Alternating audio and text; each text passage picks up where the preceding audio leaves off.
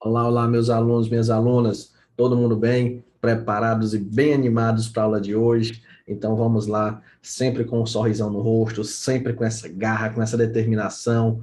O estudo tem que ser assim, cada dia que você vai aprendendo uma coisa nova, um assunto novo, isso daí vai fazendo com que você acerte mais questões e, consequentemente, consiga a sua aprovação, beleza? Então vamos lá conhecer agora, aprofundar mais um pouco sobre o nosso estudo dos beneficiários da Previdência Social. Vocês estão percebendo que a gente está seguindo uma linha de raciocínio bacana. Você vai estar aprendendo aos poucos, de forma gradativa. Quando terminar o curso, você já está aí conseguindo acertar todas as questões de direito previdenciário. Então, os beneficiários, já tinha explicado na aula anterior, que eu fiz uma introdução sobre a Previdência Social, que são os segurados e os dependentes. Então, beneficiários são essas duas categorias. Os segurados, nós vamos trabalhar todos eles detalhadamente, tem muita informação aqui sobre eles. É o segurado empregado, que é o que representa aí a maioria. Você trabalha numa empresa privada, carteira assinada, por exemplo, é um segurado empregado. O empregado doméstico, teve muitas mudanças em relação a ele. O contribuinte individual, esse contribuinte individual é o famoso autônomo, como é chamado, a gente vai observar isso daí. Trabalhador avulso, é o mais complicadinho, chega a ser ele, o avulso, mas a gente vai trabalhar com ele. E o segurado especial, que é o trabalhador rural aí, basicamente. Não só o rural, mas basicamente o trabalhador rural. Então, a gente vai trabalhar com todos esses segurados aí. Mas, para ficar mais fácil, nós vamos iniciar o estudo dos beneficiários pelos dependentes. E eu tenho dependentes classe 1, classe 2 e classe 3. São três classes de dependentes. Existiam quatro, mas foi revogada a quarta classe aí, então ficou só três classes de dependentes. E quais são, professor? Quem são esse pessoal aí da classe 1, classe 2 e classe 3? Nós vamos trabalhar com todos eles agora. A classe 1 é o cônjuge, marido, a esposa, a companheira, o companheiro e o filho não emancipado de qualquer condição menor de 21 anos ou inválido e que tenha deficiência intelectual ou mental ou deficiência grave. Então, essa é a classe 1. Basicamente, podemos resumir no filho, né, nos filhos e na esposa e no marido. Só que tem várias regras aqui. Estou só resumindo quem é a classe 1. Cônjuge, companheiro, companheira, filho não emancipado, a gente vai já entender o que significa isso, de qualquer condição menor de 21 anos, ou inválido, ou que tenha deficiência intelectual, mental, deficiência grave. A classe 2 são os pais. E a classe 3, os irmãos. E a regra para o irmão, ela é a mesma utilizada para o filho. Ó. O irmão não é emancipado de qualquer condição, menor de 21 anos ou inválido, ou que tenha deficiência intelectual, mental ou deficiência grave. Então, a mesma regra aí que é utilizada para o, o filho, né, vai ser utilizada para o irmão também. A mesma questão da idade, da deficiência, tranquilo. Professor, mas o seguinte, quer dizer que essas três pessoas, por exemplo, uma pensão por morte, né, que é o benefício principal que os dependentes vão receber, um auxílio reclusão, todos eles vão receber, é assim que funciona? Não. Existe uma classe que é chamada de preferencial, que é essa daqui, é a classe 1. Ela é chamada de preferencial. Existindo pessoas da classe 1, a classe 2 e a classe 3 fica sem direito ao benefício. Então, se a pessoa faleceu, deixou pensão por morte, e ela é casada, tem um esposo, a esposa, nesse caso aí, os pais, o irmão está fora. Se tiver filho, então, tendo algum dependente da classe 1, exclui as outras classes. Aí vamos supor que não tem cônjuge, não tem filho, não tem companheira, aí é que entra a classe 2, os pais. Se os pais não se encaixarem, aí é que eu vou para a classe 3. beleza? Então, cuidado com essa regrinha aqui, ó. A existência de dependente de uma classe superior exclui o direito dos dependentes pertencentes às classes seguintes. Então, eu tenho 3 classes de dependente: 1, 2 e 3. Se eu tiver um dependente da classe 1, acabou. Classe 2 e classe 3 não vai ter mais direito, porque já tendo um da superior, agora não tem classe 1, não tem nenhum dependente. Aí eu tenho um da classe 2, pronto, então acaba com a classe 3. Para chegar na classe 3, para o irmão ter direito, por exemplo, a uma pensão por morte do outro, tem que não existir ninguém da classe 1 e ninguém da classe 2. Então, essa pessoa, para chegar até o irmão, né, não tem filho nas condições, não é casada, não tem união estável, não, os pais não se enquadram também nas condições, aí é que vai chegar para o irmão, beleza? Então, cuidado com isso. E o seguinte, observa que principalmente na classe 1, né, ele fala cônjuge, companheira e filho. Então, temos aí basicamente 3 pessoas. Porque cônjuge e companheiro pode ser pessoas diferentes. Ainda tem um filho. E pode ter mais de um filho também.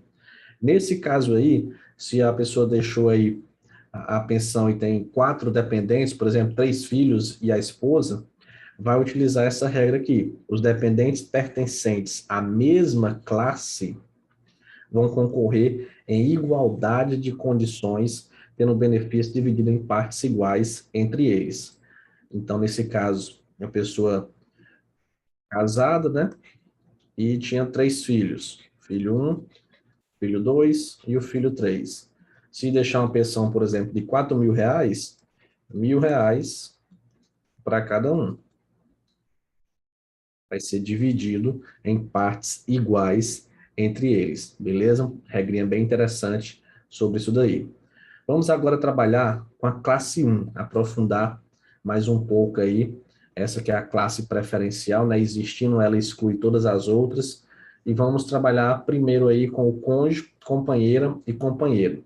Primeira coisa que a gente já precisa destacar aqui é que os dependentes incluem também aí a união homoafetiva. Isso já é uma decisão bem antiga, né? Mas é bom destacar isso daí. Também não é só a união entre pessoas de sexo diferente, não, pessoas do mesmo sexo também.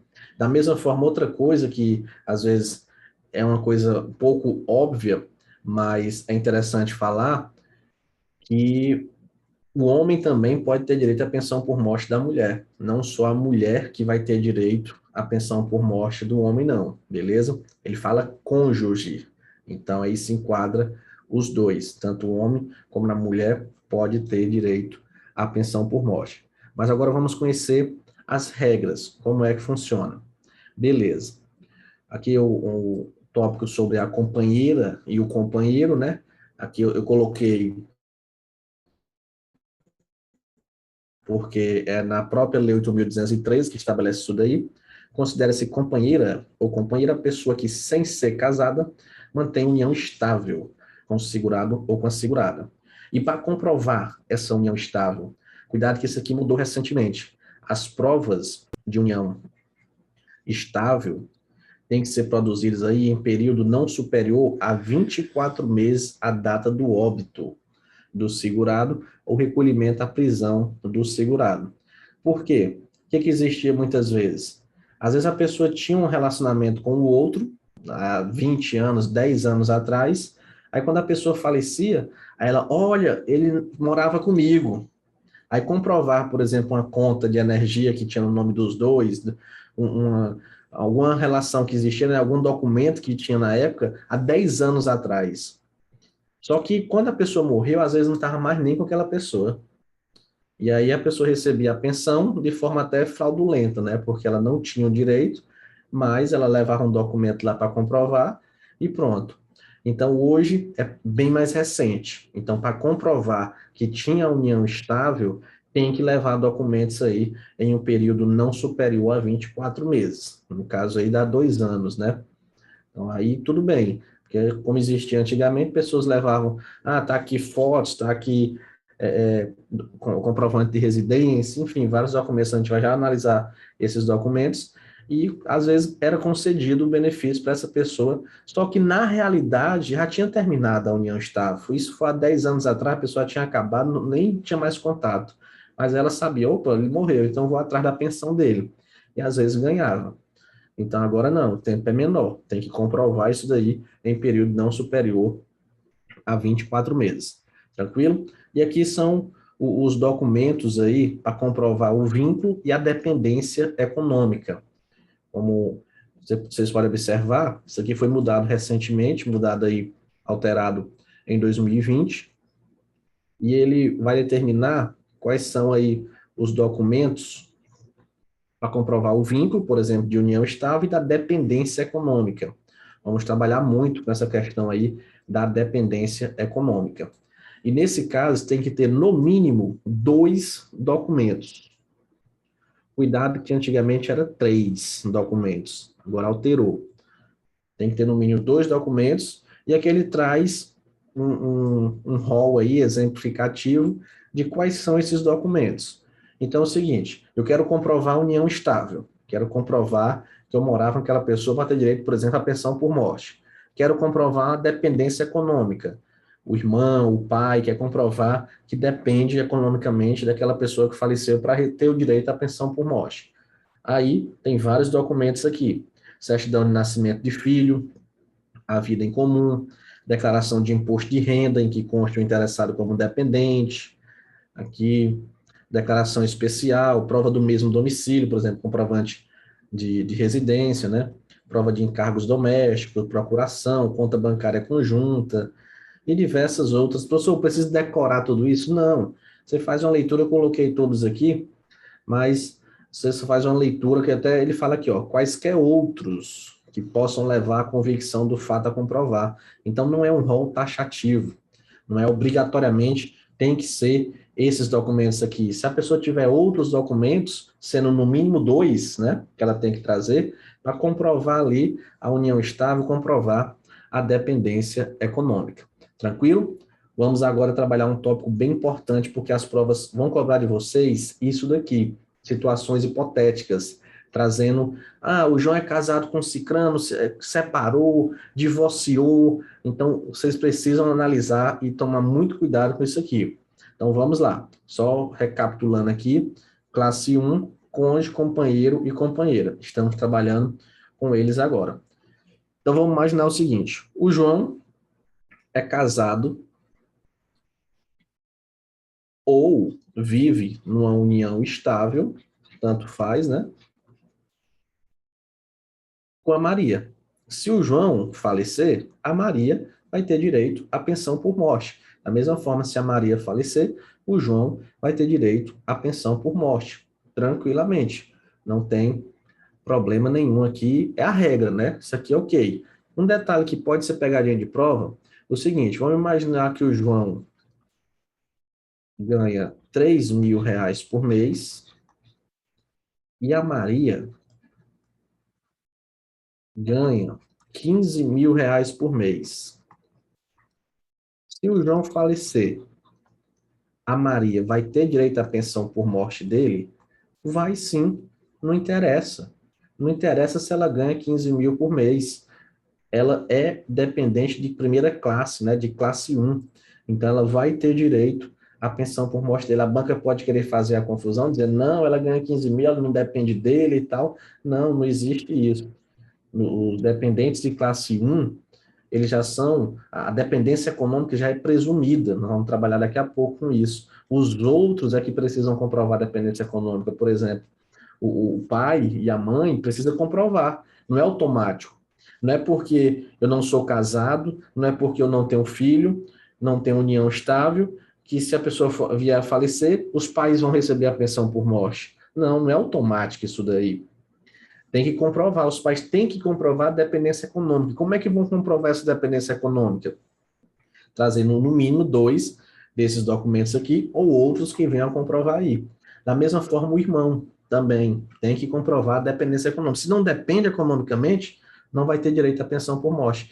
Diferentemente da classe 1, que essa dependência econômica ela já é presumida. Então, o cônjuge não precisa comprovar que dependia daquela pessoa. Um filho menor de 21 anos, ele não precisa, já, a dependência econômica ela já é presumida, beleza? Então, cuidado com esse detalhe. Agora, vamos aprofundar mais um pouco. Eu trouxe a regra, né, para vocês observarem. Agora, vamos imaginar o seguinte: o João mais a Maria, eles estavam divorciados ou separados aí, separados judicialmente ou separados de fato. O divórcio e a separação judicial é quando realmente oficializou ali a separação entre eles. Já a separação de fato é quando eles estão separados, não vivem mais no mesmo lar, mas não foi oficializado ainda. Tipo, não, eu vou sair de casa e pronto, e estou separado de fato. Mas no papel ainda continua casado. Beleza. E aí, nesse caso, no caso de divórcio, no caso de separação judicial, separação de fato, vou trazer o exemplo aqui da mulher. Se o João falecer, a mulher vai ter direito à pensão por morte? A resposta aqui é depende. Depende de quê? Depende do recebimento ou não da prestação de alimentos, que é a pensão alimentícia, né? Mas a prova pode trazer esse nome, prestação de alimentos. Se a pessoa continua recebendo pensão alimentícia, ela vai ter direito à pensão por morte, sim. Se ela não, divorciou e não quis pensão alimentícia, diz, não, não preciso, ou não foi estabelecido pensão alimentícia nem nada, então também ela não vai ter direito à pensão por morte. Beleza? Então, cuidado com isso. Ocorreu o divórcio, separação judicial, separação de fato, vai ter direito à pensão por morte? Continua na qualidade dependente? Depende. Depende de quê? Se estiver recebendo pensão alimentícia, aí sim, aí vai ter direito à pensão por morte. Professor, peraí, me explique mais ou menos como é que funciona isso. É o seguinte, colocar aqui, pegar até uma tela em branco, para ficar mais fácil. Aqui, João e Maria, aqui ocorreu a separação deles. Pronto. E não ficou recebendo pensão alimentícia. Não recebia. Bem aqui, o João faleceu. Nesse caso, a Maria vai ter direito à pensão por morte dele? A separação ocorreu aqui, ela não ficou recebendo pensão por morte, ele faleceu aqui. Colocar datas aqui, imagina aqui 2020, aqui 2021. Então, quando ele faleceu, eles estavam divorciados, ela não era mais esposa dele, e não recebia pensão alimentícia. Então, a Maria não vai receber pensão por morte. Agora, imagina aqui, João e Maria, tal, 2018, ocorreu o divórcio, só que ela continuou recebendo pensão alimentícia.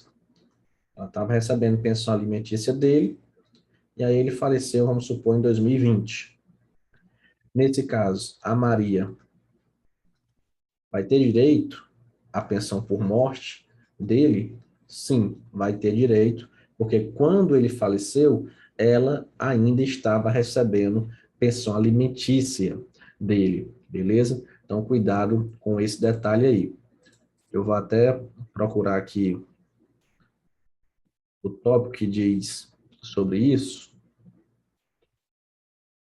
E... tem uma questãozinha que eu coloquei aqui. Depois a gente resolve ela no final, na questão que eu vou comentar sobre isso. Mas vocês já observam isso daqui, na questão de divórcio, separação judicial, separação de fato.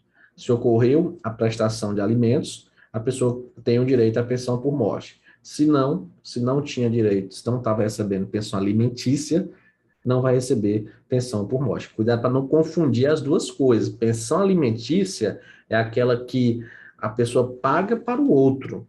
A pessoa tira do seu salário e paga para o outro. geralmente o juiz vai determinar alguma coisa do tipo. A pensão por morte, ela é paga pelo INSS. É a Previdência que vai pagar aquela pensão por morte para a pessoa. Então, se quando o cônjuge faleceu, mesmo estando divorciado, mesmo estando separado judicialmente ou de fato, o outro cônjuge ainda estava recebendo pensão alimentícia, então ele vai ter direito à pensão por morte. Se não recebia, aí ele não vai ter direito à pensão por morte. Mas cuidado com um detalhe. Detalhe do quê? Com a súmula 336 do STJ. A mulher que renunciou aos alimentos na separação judicial tem direito à pensão previdenciária por morte do ex-marido, comprovada a necessidade econômica superveniente. O que significa essa súmula 336 do STJ? É o seguinte, a mulher, na separação, disse: eu não quero pensão alimentícia. Não quero pensão alimentícia, eu vou viver. E outra coisa, você percebe essa súmula até um pouco machista, né? Porque ela falou a mulher. No caso aqui seria o cônjuge, né? Porque vale para o homem também. Mas a súmula foi machista nesse quesito aí, né? Então, a mulher que renunciou aos alimentos de separação judicial tem direito à pensão previdenciária, caso comprovada necessidade econômica superveniente. O que significa isso daí? Vai cobrar de vocês o texto da súmula, mas vamos trabalhar aqui com exemplo. Pegando esse primeiro exemplo aqui, ó, João e Maria. Então, o João faleceu em 2020, a Maria disse, não quero pensão, pronto. 2021, o João faleceu, aqui ocorreu a separação, aliás, João faleceu, ela não recebe pensão, pronto. Mas, se fosse o seguinte, vou colocar aqui acima, se aqui João e Maria separaram em 2020, a Maria disse, eu não quero pensão alimentícia, só que depois ela chegou e disse, não, eu não estou em condições de me manter, passei por uns problemas, e agora eu quero pensão alimentícia. Aí ela renunciou aqui, ela não quis, mas depois passando por alguma dificuldade, alguma coisa, ela disse, agora eu quero pensão alimentícia. E aí o João faleceu. Nesse caso, ela vai ter direito à pensão por morte, mesmo ela tendo renunciado no início, mas depois ela foi atrás, né? Tanto ele como ela, né? A súmula fala mulher, mas vale para os dois. Então, o cônjuge que renunciou aos alimentos da separação judicial tem direito à pensão previdenciária por morte, comprovada necessidade econômica superveniente, posterior, né? Beleza.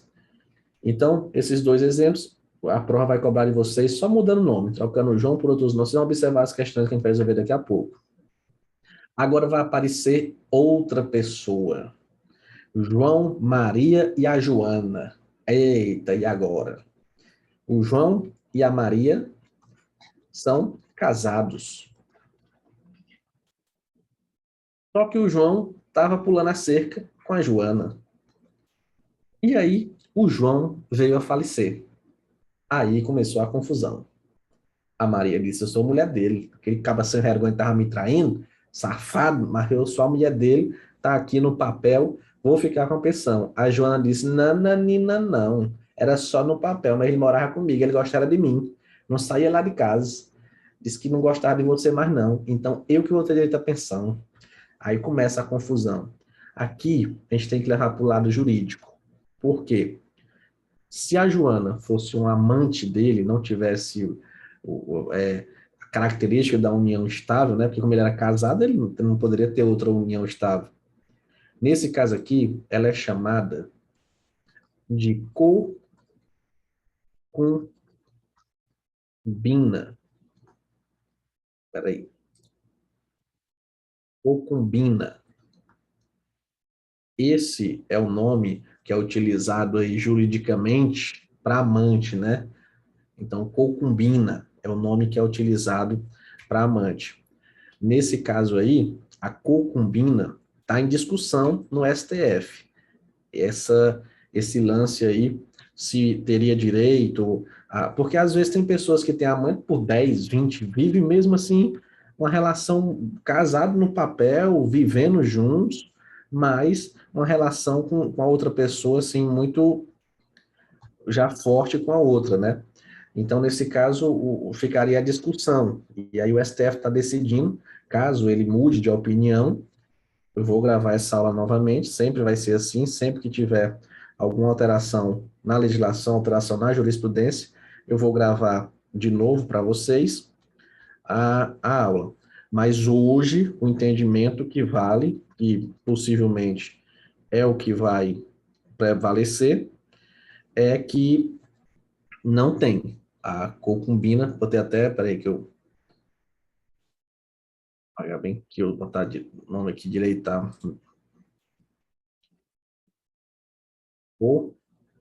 Concubina. Pronto. Então, a concubina, ela não vai ter direito aí à pensão por morte. Nesse caso, só quem vai ter direito é a Maria. A concubina não vai ter direito à pensão por morte. Deixa eu só ajeitar o microfone aqui, pronto. Tava caindo aqui. Então, a concubina não vai ter direito, só a Maria que vai ter direito. Mas aí, até colocar um xizinho aqui, mas aí tem outra situação. Qual é a outra situação? Imagina que o João estava separado da Maria, só que ele estava pagando pensão alimentícia para ela. E ele vivia uma união estável com a Joana. E o João veio a falecer. Nesse caso aqui agora, quem que vai ter direito à pensão? As duas.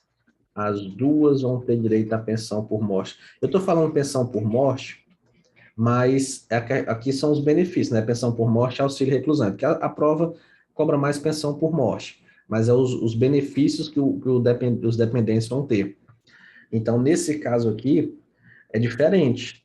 O João estava separado da Maria, mas ainda continuava pagando pensão alimentícia para ela e vivia uma união. Não era a Joana não era amante dele, não era concubina dele. Ela e vivia em união estável com ela. Então, nesse caso, as duas, se ele deixou aí 5 mil, vai ficar 2.500, se só existirem as duas, né? Se não tiver filho, vai ficar 2.500 para cada uma, beleza? Cuidado com esse detalhe. Vamos lá. Ex-cônjuge é companheiro que tem direito à prestação alimentícia após a separação judicial ou divórcio figuram como dependentes. Igual o que eu falei para vocês, ó. Ex-cônjuge, ex-companheiro que tem direito à prestação alimentícia após a separação judicial ou divórcio figura como dependente. Então, se continuou aqui, ó, recebendo a prestação de alimentos, continuou recebendo a pensão alimentícia, vai ter direito à pensão por morte, figura aí como dependente. Tranquilo? A súmula 336 eu já comentei. O STF aí, o tema 529.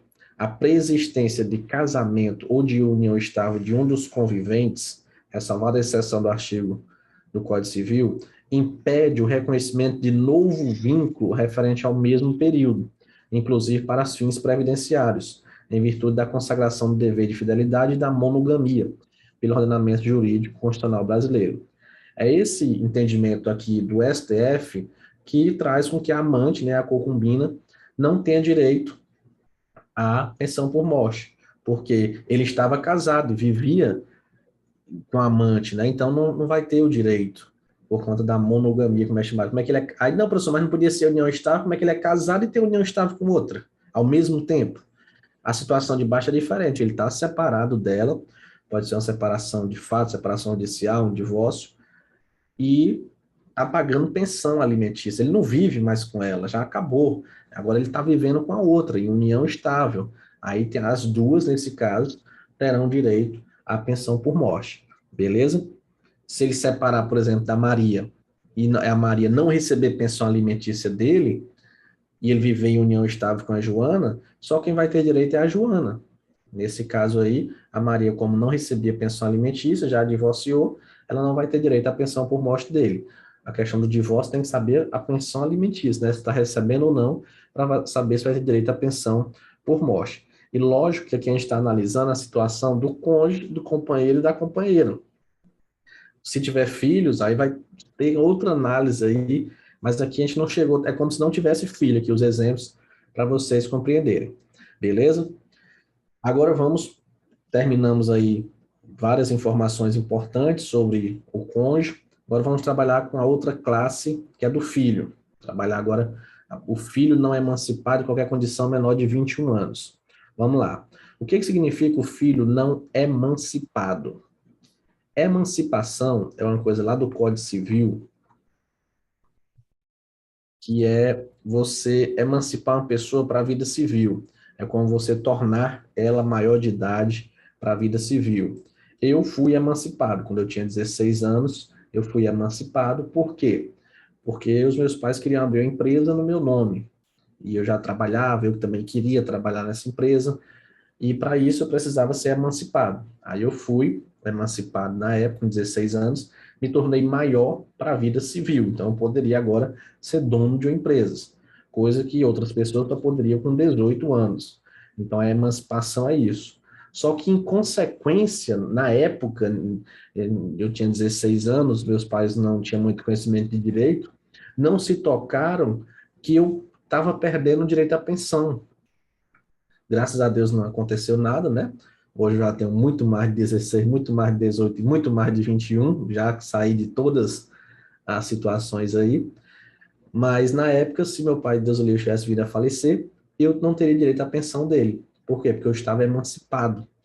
Então, 16 ali anos eu já me emancipei, eu fiquei sem o direito à pensão por morte, tanto do meu pai como da minha mãe, nesse caso aí. Então, a emancipação é isso. É quando os pais vão lá no cartório e dizem, não, estou emancipando, estou dando aqui os meios para que ele possa, muitas vezes o Código Civil fala, exercer os atos da vida civil, casamento, colar grau, trabalhar no comércio, né, exercer aí, cuidado que não é a maioridade penal, né, muita gente confunde, que às vezes, eu sou emancipado, eu posso tirar a CNH, eu posso, não, calma, não é maioridade penal, é maioridade civil, é para os atos da vida civil que você fica emancipado. Então, o filho não é emancipado de qualquer condição. Esse de qualquer condição é por conta do seguinte, é qualquer filho. É o filho biológico, é o filho adotado, é o filho que ele teve, como às vezes é chamado, fora do casamento. A gente vai lá trabalhar com a Joana de novo, com a concubina aí. É filho, não interessa. É o filho de qualquer condição, não é emancipado menor de 21 anos. Cuidado, não é 18. Para o direito previdenciário, não entra a regra de 18 anos. Então, às vezes a pessoa pensa, né? Completei a maioridade, deixei de ser dependente. Não. Você vai continuar a ser dependente até os 21 anos de idade. Outra regra que muita gente confunde. Professor, se eu estiver na faculdade, eu fico com direito até os 24 anos? Não, não existe essa regra aqui. Ah, professor, mas me disseram que sim, falaram. Existem vários outros lugares, como, por exemplo, o plano de saúde. Eu também fiquei com o plano de saúde do meu pai até os 24 anos, porque eu estava na faculdade. E vários outros locais utilizam essa regra realmente de faculdade e até os 24, se tiver na faculdade e até os 24 anos. Mas para o direito previdenciário, nessa questão dos dependentes, isso daí não é utilizado. Então, o filho não emancipado por condição menor de 21 anos. Pronto, é isso daí que acontece. Beleza? Então, ó, vamos analisar aqui essa questão do filho de qualquer condição. O João Marra Maria são casados, né? Casados. A Joana é a concubina, amante aí do João. Nesse caso, ela hoje, né, não tem direito à pensão por morte dele. Só que a Joana teve um filho com o João, o Jorjão. O Jorjão é filho do João. É um filho, né? Fora do casamento ele não é vamos imaginar aqui que o João Marra Maria tem dois filhos. Tem o Jomar, de 10 anos, e a major, de 8 anos. Nesse caso, quem são os dependentes? Quem vai receber pensão por morte aí do João? A Maria, que é a esposa dele, o Jomar, que é filho dele, a Major, que é filha dele, e o Jorjão, também, é filho dele também.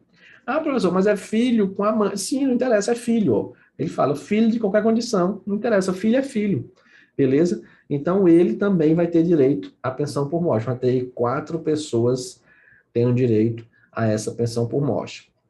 Cuidado com essa situação aqui, porque ela é bem interessante. A amante, a concubina, ou o amante, não tem direito, mas o filho que porventura vier dessa relação vai ter direito, sim. Tranquilo? Beleza. Olha aqui essa súmula 37 da TNU, Turma Nacional de Unificação. Ela fala: a pensão por morte devida ao filho até os 21 anos de idade não se prorroga pela pendência do curso universitário, confirmando o que eu acabei de falar para vocês. Beleza. Agora vamos trazer uma equiparação ao filho. Equipara-se a filho para fim de recebimento da pensão por morte exclusivamente o enteado e o menor tutelado, desde que comprovada a dependência econômica. Cuidado, porque quando a gente fala assim, enteado, menor tutelado, existe outra categoria aqui. Existe o enteado. E o que é um enteado, professor? É quando você casa com uma pessoa que ela já tem um filho. E aí passa a morar os 3. Ali é o seu enteado. Ele equipara-se ao filho. Ele não é seu filho, mas equipara-se a filho. Menor tutelado.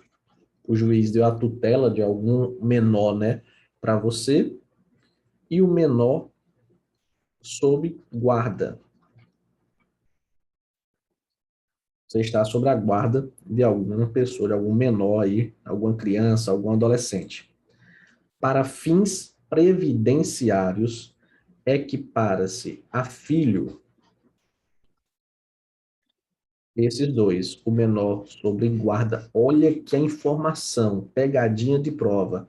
O menor sobre guarda não se equipara ao filho. Isso é pegadinha de prova.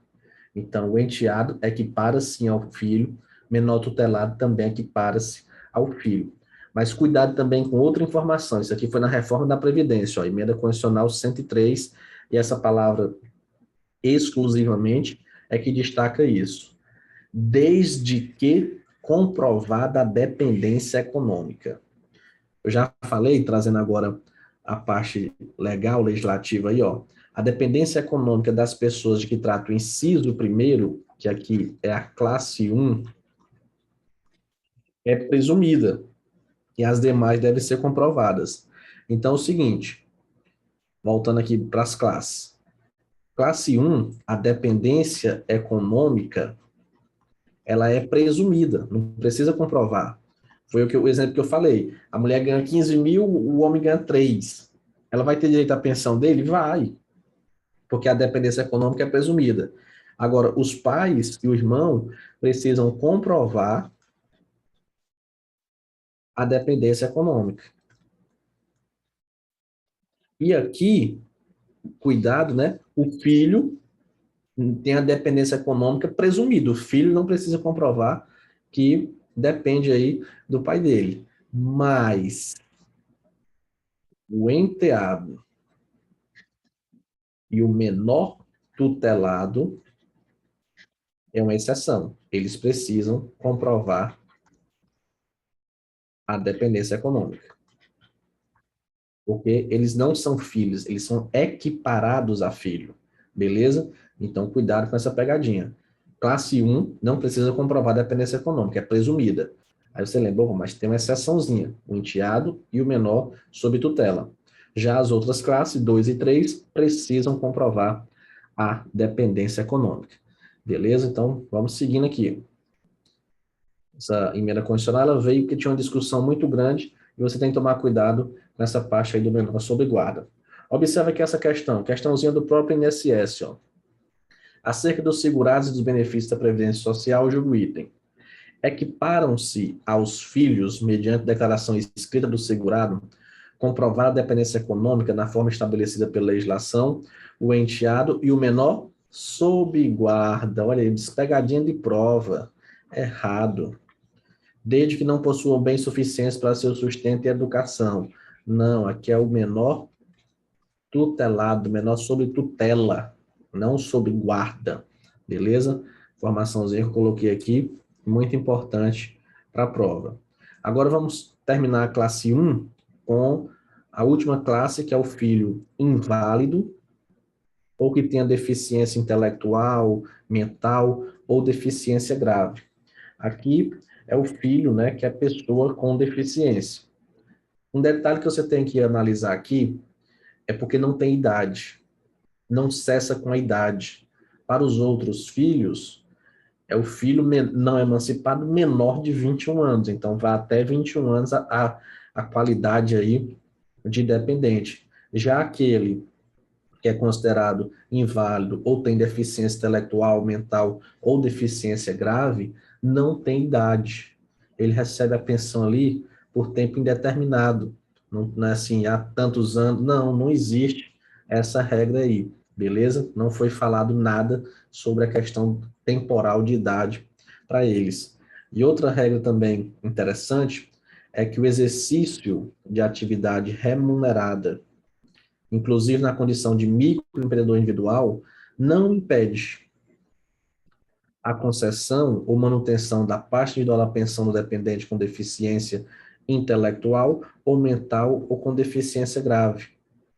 Então, o fato dele estar trabalhando, ele exercendo aí atividade remunerada na condição de microempreendedor individual, isso não vai impedir dele receber a pensão por morte, ou se ele já estiver recebendo, ele não vai perder a cota dele naquele benefício. O filho aí com deficiência intelectual ou mental ou deficiência grave. Beleza? Cuidado com essa informação, ela é muito importante. Chegamos agora na classe 2. Classe 2 entra os pais.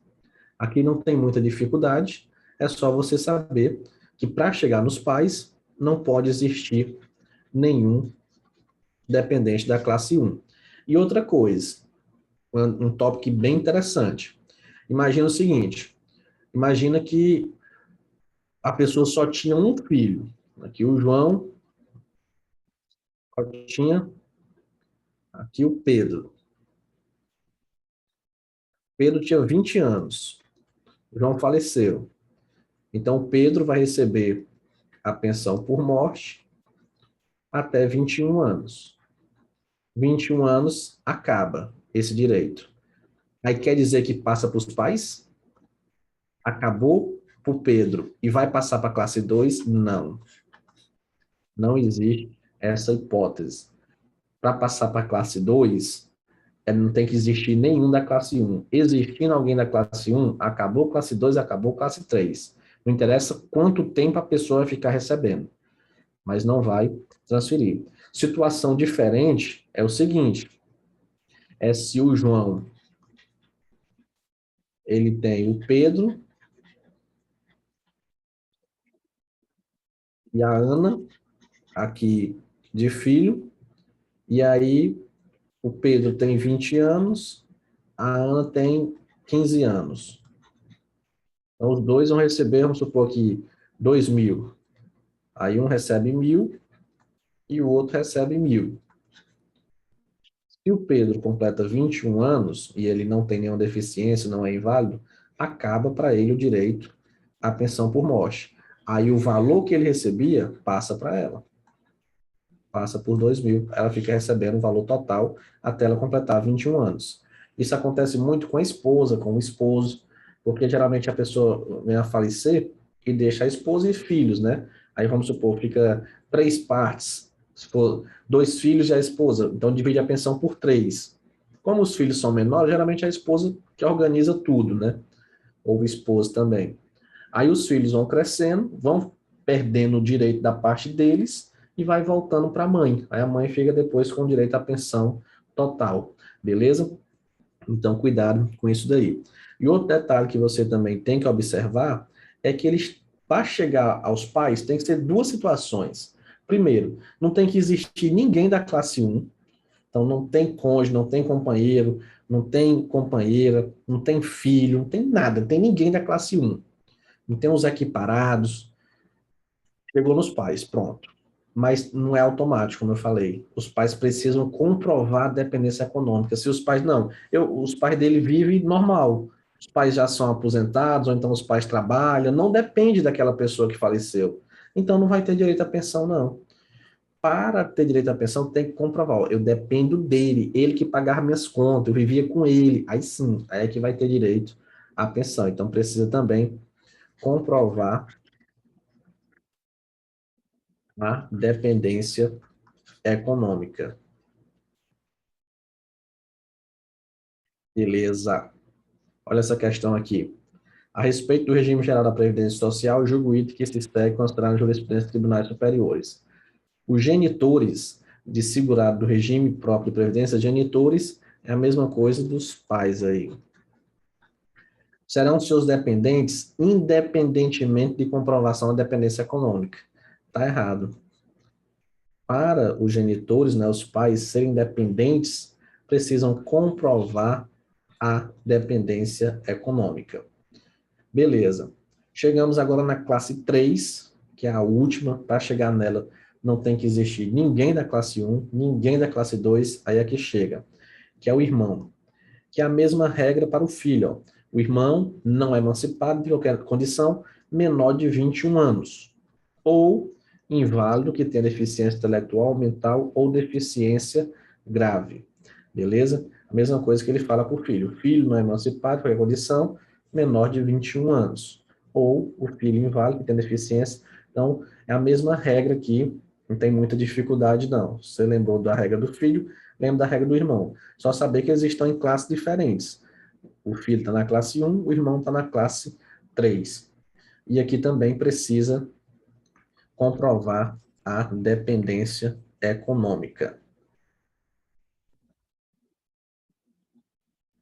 Pronto. Vamos resolver aqui algumas questões. Observa que o que eu fiz com vocês aqui, ó, isso aqui eu deixei até em branco no slide, que era para vocês mesmos preencherem, para vocês entenderem. Se tiver alguma dúvida, pode perguntar, porque é o que a questão vai perguntar. São esses casos aqui hipotéticos. Olha essa questão aqui, caiu no INSS em 2012. João fora casado com Maria, com quem teve 3 filhos. João Júnior, de 22 anos e universitário, Marília, com 18 anos, e Renato, com 16 anos, na data do óbito de João. Então, o seguinte, o João, casado aí com a Maria até então, e 3 filhos. O João Júnior, de 22, e a questão maldosa, disse que ele era universitário, para confundir com a regra dos 24 anos. Marília, 18 anos, e Renato, com 16 anos. Pronto. É interessante vocês copiarem isso na questão, porque ela vai trazer mais informações. João se divorciara de Maria, que renunciou ao direito a alimentos. Opa! Então, João era divorciado de Maria e ela não recebia pensão alimentícia. Pronto.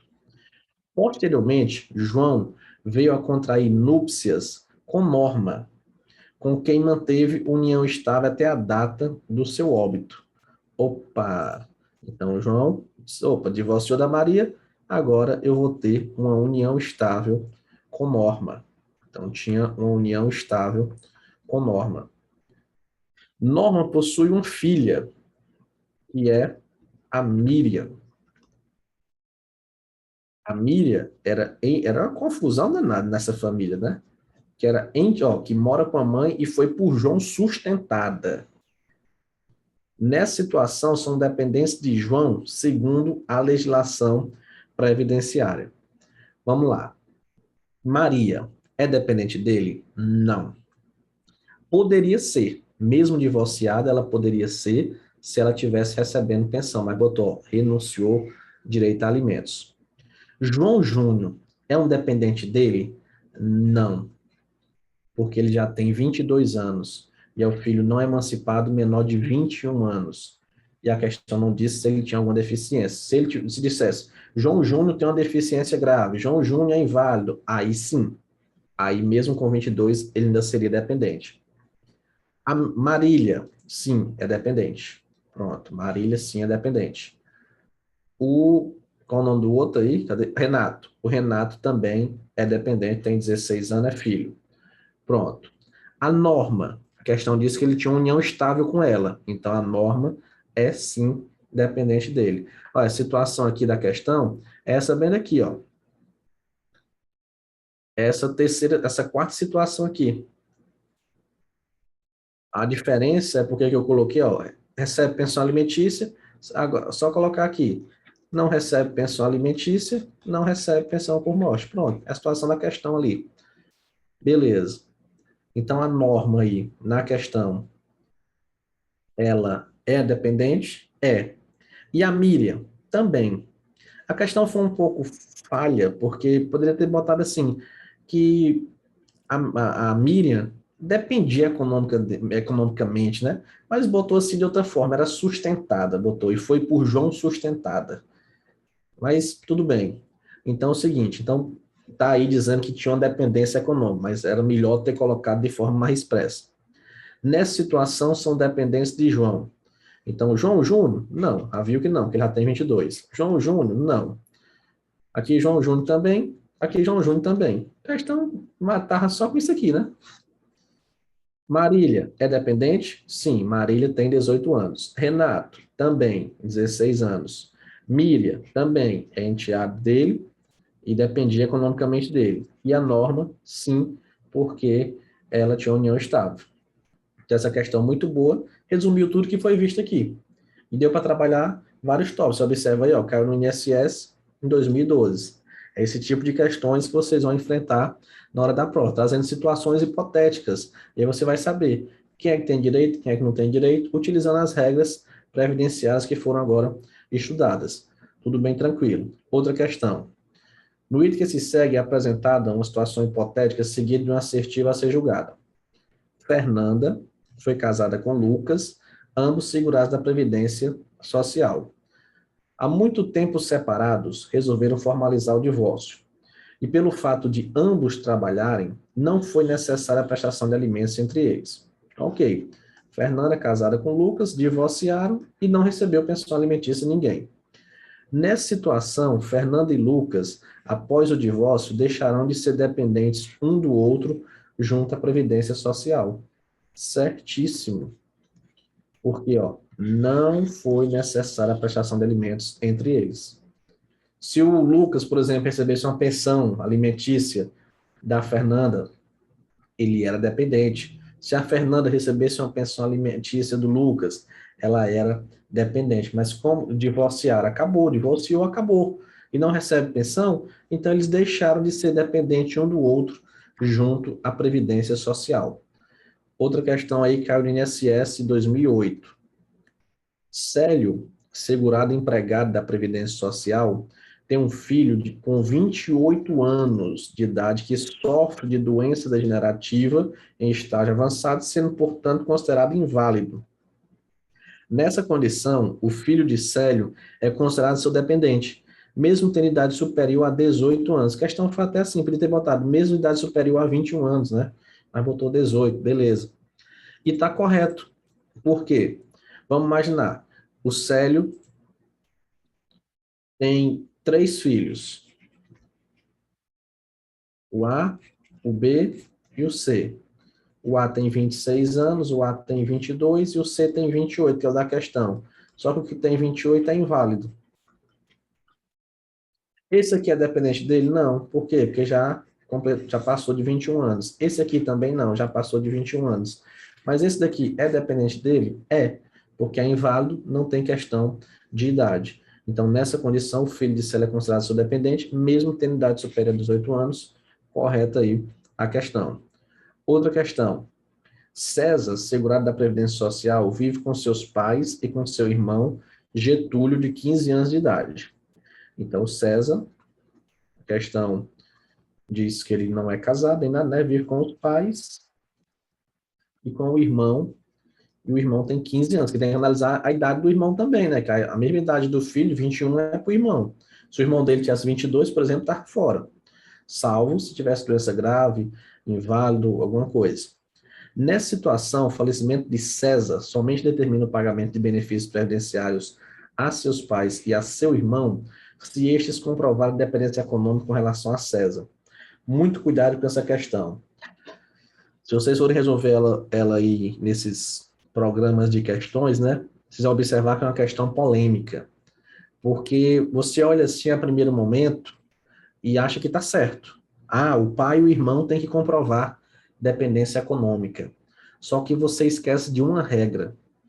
Qual é a regra? Classe 1, classe 2 e classe 3. Se eu tiver de uma, exclui da outra. Então, se os pais comprovarem a dependência econômica, o irmão está fora. E aqui diz, ó, determina o pagamento de benefício previdenciário a seus pais e a seu irmão. Não, os dois não vão receber juntos. Não tem como os dois receber, os pais e o irmão receber juntos. Não tem como, ó, são classes diferentes. Voltando aqui bem no início, ó, classe 1, classe 2, os pais, e classe 3. Se eu tiver alguém da classe 1, acabou classe 2, acabou classe 3. Se eu tiver classe 2, acabou classe 3. Então, os pais não vão receber juntos. Não tem como. Porque se os pais se encaixarem, o irmão está fora. Se os pais não se encaixarem, não receberem, não comprovar a dependência econômica, aí é que o irmão vai receber. Beleza? Questãozinha muito boa essa daí. Vamos lá. Vamos passando aqui. Cadê? Pronto. Então, a questão tá errada. Beleza. Acho que a última questão, trabalhar com isso aqui, antes de finalizar a aula de hoje. Os destinatários das prestações da Previdência Social, do Regime Geral de Previdência, são os beneficiários, gênero das espécies segurado, que mantêm um vínculo em nome próprio, e dependentes, aqueles que dependem economicamente dos segurados nos termos da lei, certo? Tem o segurado da Previdência, o segurado tem a esposa, o filho dele, existe esse vínculo aí, né? O segurado, ele está vinculado ao regime geral, e com isso, o dependente dele também se enquadra aí para receber benefícios da Previdência Social. Então, existe essa relação aí. Para ser dependente, tem que existir o segurado, né? Se a pessoa não é segurada da Previdência, não vai ter dependente. Então, a Previdência também. Aí ele fala o seguinte: o cônjuge divorciado ou separado judicialmente ou de fato, que recebia pensão de alimentos, concorrerá em igualdade de condição com o companheiro. Perfeita aqui a questão. Foi justamente o exemplo que eu falei do João, da Maria e da Joana. Ele está dizendo, ó, o cônjuge divorciado ou separado judicialmente ou de fato, que recebia pensão. Então já está separado, mas está recebendo pensão alimentícia. Tem direito à pensão por morte? Tem. Auxílio reclusão? Tem. Vai concorrer em igualdade de condições com o companheiro. Então, a pessoa já está vivendo na união estável. As duas vão ter direito, ou os dois? Sim, vão ter direito. Sim, questãozinha boa aí, resumindo o que eu expliquei para vocês.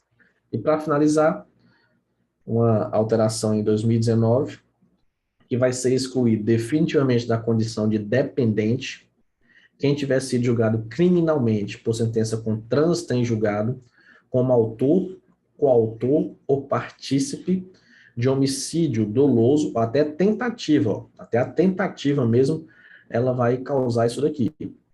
Cometida contra a pessoa do segurado. Ressalvados absolutamente incapazes e inimputáveis. O que é isso daqui? Aqui é, por exemplo, o cônjuge que mata o outro para receber a pensão dele, ou o filho que mata o pai para receber a pensão dele. Se for considerado homicídio doloso, né, se for julgado, não, foi o filho realmente que matou ou tentou, ele vai ser excluído da condição de dependente. Então, a regrinha interessante veio teve vários casos aí, né? Teve um bem famoso aí, tá virando até filme, minissérie agora, se eu não me engano, esqueci o nome dela agora, mas foi uma moça aí com um namorado que assassinou o pai e a mãe. E aí, nesse caso, na época, né, não tinha essa regra, já faz muito tempo, foi incluído em 2019, mas hoje, se fizer isso daí, acabou, não vai ter direito, vai ser excluído definitivamente da condição de dependente. No finalzinho, ele traz ressalvados absolutamente incapazes e inimputáveis. Aqui é quem não vai ser julgado penalmente, né? Quem é absolutamente incapaz não vai ser julgado penalmente, inimputável também não. Mas o que você tem que analisar aqui é a regra aí da pessoa que comete, ou até a tentativa também, que às vezes a questão pode fazer uma pegadinha dizendo assim, a pessoa tentou matar o pai, a mãe, mas não obteve êxito, então como ela não obteve o êxito, não teve um homicídio doloso e tal, não vai ser excluído. Não, vai sim. A questão do homicídio doloso ou de tentativa desse crime. Só que tem que ser uma sentença com o trânsito em julgado. Beleza? Com isso, a gente finaliza a nossa aula de hoje, recheada de informações, mas vocês observarem que tudo que foi explicado cai, e de forma bem objetiva, bem didática, para você compreender esse tema aí. Lembre dessa frase, a cada dia proveitoso de estudos, a realização do seu sonho fica mais próximo. A cada aula você aprende mais, vai conhecendo mais o direito previdenciário, e na próxima aula eu vou trabalhar com vocês os segurados, porque os dependentes, a gente já finalizou todos eles na aula de hoje. Beleza? Um forte abraço a todos e bons estudos.